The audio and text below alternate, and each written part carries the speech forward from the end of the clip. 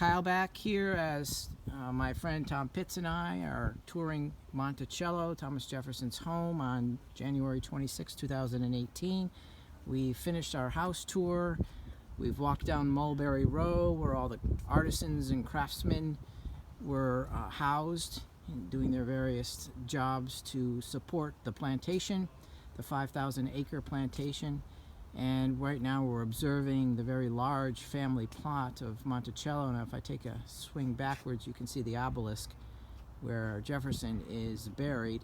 And ironically, there nowhere appears on that obelisk that says he was the third president of the United States. As Mr. Pitts explained so well in a previous video, it's because it was not a job that he felt he personally accomplished. It was a duty that he felt he needed to fulfill by the people who voted him President of the United States. I thought that was great insight. And this particular area was a favorite geographic spot on the property with a good friend of his, Dabney Carr. They would sit under an oak tree and they made a pact. They said, well, the first person to die is going to be buried here. So another irony and interesting fact is that Dabney Coleman preceded Mr. Dabney Carr, my apologies. Dabney Carr preceded Jefferson's death, and so he was the very first one to be buried in this plot, interestingly enough. And so we move on.